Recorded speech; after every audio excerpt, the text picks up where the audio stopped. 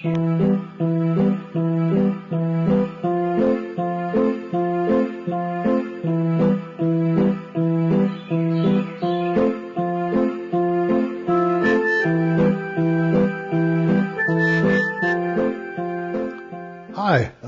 my name is Mark Mellinger. I'm going to tell you a little about myself, and then I'm going to show you some of my artwork, and tell you a little about who I am, what I do, a little life story that'll maybe explain some of the artwork. Um, so I'm working currently as a psychologist, psychoanalyst, and doing remote work about half time, and the other half time I'm in my studio here doing painting, collage, sculpture, things like that. Um, so I started out in the art world, went to art school, Cooper Union in New York, uh, when I was 16, and struggled trying to figure out what I wanted to do with art. Along the way, I got a little fed up with art, and this was in the 60s. I got very into the ecology movement, and I wanted to study ecology and biology. I went back to school as a bio major, worked in a research lab, and I think what happened to me in terms of art was I felt it was too precious. The world was falling apart, and I felt a need to do something a little more constructive that helped people. Um, Along the way, I found out I'd read Darwin's Voyage of the Beagle, and it was full of the romanticism of sailing around the world on a clipper ship and collecting specimens of plants and animals. And I thought, yeah, that's what I want to do. But Darwin actually did that in the 19th century, and that was pretty well done. And I found out what biologists really do is they work in windowless labs measuring the molecular weights of different proteins, and had nothing to do with any living things. So got a little disillusioned, got into therapy to try to figure out my life. And along the way, I figured out, hey, psychotherapy, that's kind of an art. It's kind of dealing with things in the here and now, and it's kind of useful to people. Maybe that's the combination I'm looking for. So I became a psychologist and worked in that field for 40 some years now. Then we got a place in the Berkshires, and I decided, oh, I've got some space. I can go back to doing art. And that's what I did. That was about 15 years ago. And now I'm, one lucky monkey. I get the best of both worlds. I get to do two fields that I love, and devote myself about half time to each. And I was thinking about this talk last night when I couldn't sleep, and came to me what these two pursuits have in common, and I think what they have in common is getting to something that can't be spoken of, can't be said, can't be put into words, and putting it into words or putting it into paint, and trying to express for myself, for my patients, for the people who look at my artwork, something about the ineffable aspect of being alive, being a person. So I'm pretty pleased that here I am at 79. I finally figured out what the hell I'm doing on this planet. These are two things I love. And the nice thing about being an artist with a day job is I'm not dependent on selling my artwork. Sometimes people buy it, which is always amazing. But I can just do it for the sake of doing it, and it's always with a viewer in mind. But I think my artwork appeals to a very small segment of the people who come, and we have open studio events here at the Clock Tower Artists, and I'd say 80 to 90% of the people who come by will kind of stick their head in the door, do a quick look around, and kind of back away like, yikes, this is not what I'm looking for. And I'm not insulted. I kind of like that because it means they're looking for something that speaks to them. And, 1 or 2 out of 10 that come in and look around, it's very gratifying that they've taken the time and the trouble to look at things. I'm grateful for you taking the time to look at this video. So let's see what I do. This one in front of me is about 5 years old. It's called Apparitions. It's acrylic on canvas with some collaged elements, photos clipped from National Geographic. I've got a whole file cabinet full of images that I turn to and try to find something. So I'll tell you a little about how I work. There's always this dread, I think a lot of artists will speak of this, of facing a blank white canvas. And there's almost a sense of anything I do is going to spoil it. And that's my initial impression. I'll start with some color choices. In this case, sort of yellow and a bluish green.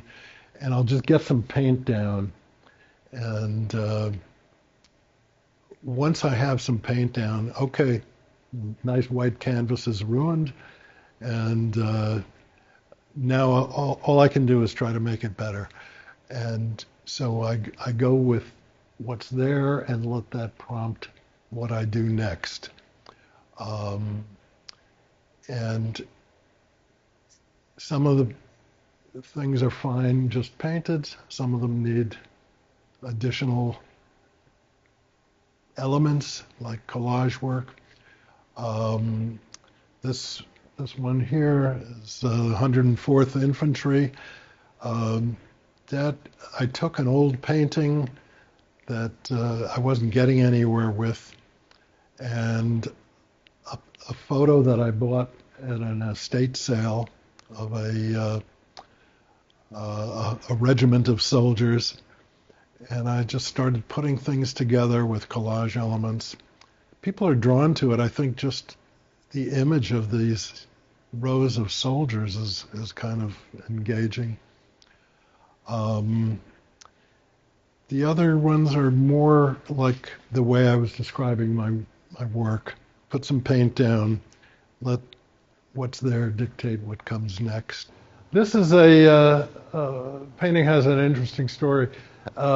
Somebody had a painting that they'd had for years, and they said, we hate it, and do you want the canvas? And I said, sure, I'll always take a big canvas.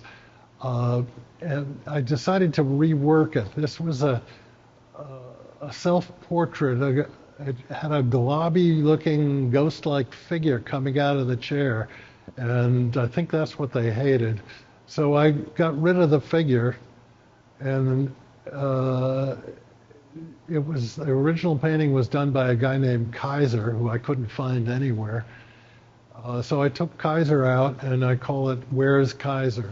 This is a painting I call What the Hell, because I couldn't figure out anything else to call it, and it kind of looks like hell to me. Um, but it's a hell that I guess I could survive being in. Okay, so this is I guess my largest work. I call it permafrost. And maybe this goes back to my ecology days. I've been concerned about climate change, and one of the main threats is the melting of the permanently frozen soil in the Arctic. So this is sort of my tribute or my warning about that phenomenon. It's mainly paint on canvas, but it's also got tissue paper, including some tissue paper I got at a florist that he uses to wrap bouquets in, and that's where the little dragonflies that are hovering over the scene come from. So this one is called Psilocybin Picnic, and this comes out of my interest. I've been studying and researching the use of psychedelic drugs in psychotherapy. There's phenomenal research coming out of Johns Hopkins, Columbia. A lot of major universities are discovering that these drugs, which in the 60s and 70s we just took for fun, but they're discovered to have enormous therapeutic value. So this is my sort of acknowledgement of that world, which I must say is an interesting one. So this one is called Crusade. I always pick the titles after I'm done painting them. It's not like I start out with an idea, but I really driven. People ask, where do you get your ideas? And I usually tell them I don't have ideas. I don't start with ideas. I love paint. I love the way it feels to squish it onto canvas, and I just put paint on canvas and let it dictate to me what it should become and what should come next. And then after I'm done, I decide, well, what did I do? And this one called Crusade, just because there's a couple of symbols, the cross and this kind of shepherd's crook that had a kind of a biblical symbology for me. This is a vine that I got in a junk shop. I think it's some kind of a tropical vine. And I thought, oh my God, look at this. I could never do something like this. And it's just a natural object. And to me, it's as good as any sculpture I've ever seen. Experiments, I would call them. I kind of like starting with gray. It's neutral, it doesn't take you in any direction. And I liked the kind of ghostly effect that I got with the pale blue and the gray. This one, which I call Midnight in the Garden of Eden, I got that idea from this snake-like form, but honestly, it's also a title that comes after I'm done painting. It's influenced somewhat by a painter named Tomlinson, who uses these short, quick brush strokes, and I thought, let me see what I can do with that. Let's look around at some other things. This is a picture that I worked on over a couple of years, and I just kept not being done and needing more elements and adding elements and not liking them and taking them away. It's called subterranean pyroclasm. It's looked to me like lava coming up from a crack in the earth. Um, that's one of my favorites. Might be not everybody's taste, but uh, this is a piece that was inspired by driving through a Canadian port city and seeing ships steaming and smoking in the harbor. I started this one and I worked on it for about an hour or two. My wife came in and I said, "What do you think of this start of a painting here? I don't know where I'm going to go with it." And she said, "Stop, you're done." And I said, "Really?" She said, "Really?" So I did. So this is a series of dark paintings that come out of sort of interest in cosmology and where did the universe begin. I'm kind of fascinated by that question. I think it's sort of the unanswered question for physicists. How can everything appear suddenly out of nothing? So this is my impression of sort of the nature of nothingness falling apart, coming apart, and turning into something positive and negative material. I call it ionized plasma, and it's that's what it is. Okay, down here, this is called Damocles, legendary sword that hung over the crowned head. And this started out with just experimenting with different kinds of paint, commercial enamel, some scrap metal, corrugated cardboard, just seeing what can you do with these different materials. This is a piece that another construction I put together out of found objects, old shears, a lotus blossom pod, and again, some doll hands, baby shoes, things like that. This is another element of what I do. I learned welding a couple of years ago, and I really loved it. It's just the process of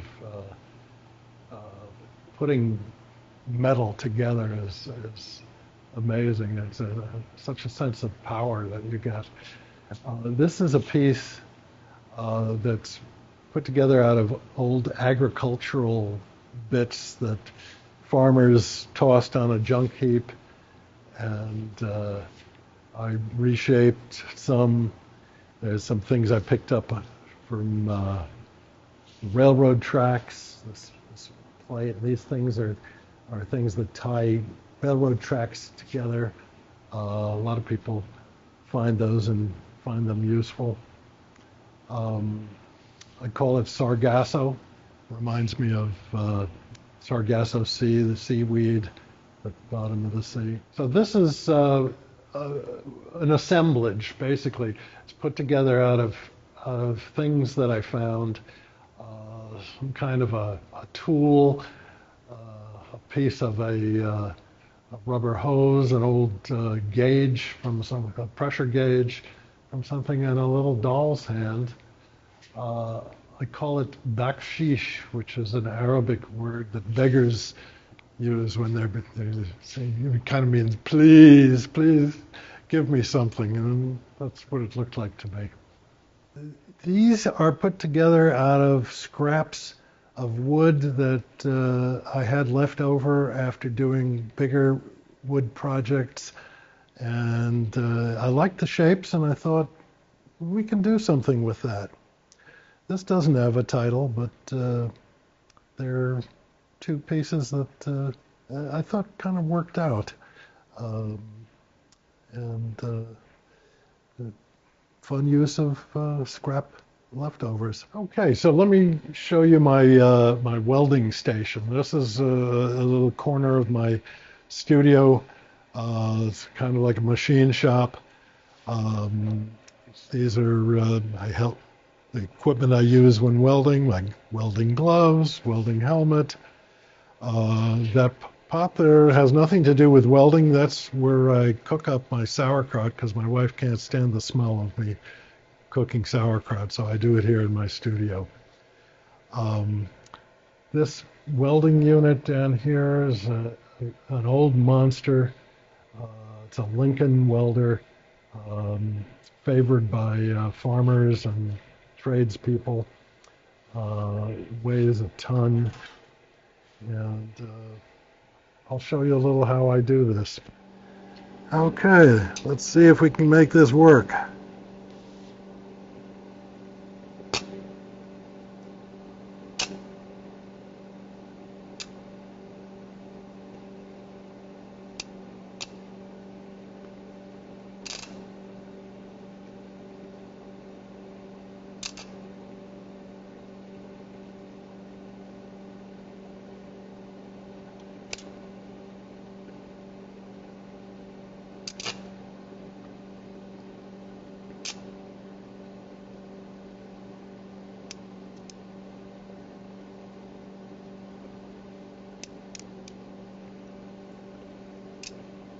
Well, this is not going great because of the rust and the deposits on the metal.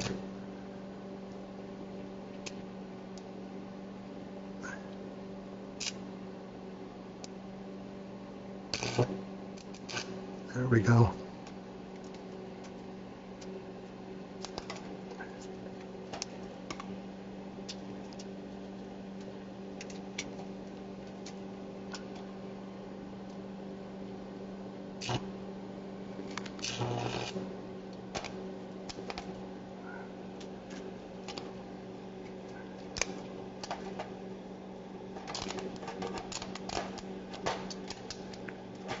Okay, lastly, this is a painting that I just brought back. It was at the Ollie show at the Berkshire Museum. Um, and like most of my paintings, it started out as an experiment. This time I was playing with drips, and slowly a face started to appear. And so I worked on that. I augmented that. And I was mainly playing with drips when this face appeared, and I thought, this looks like a Buddhist monk. And then I remembered having read about this meditation teacher, Thich Nhat Hanh is his name, and it looks just like him. And so that's how it got its name, Thich Nhat Hanh, the Buddhist meditation teacher. So it's kind of a lucky coming together of accidents and intentionality. So it's been great sharing my work. If you're interested in seeing more of it, I'm on Instagram at Mellinger3301. That's my Instagram handle. And I'd love to have you come visit my studio at 75 South Church Street in the Clock Tower Business Center.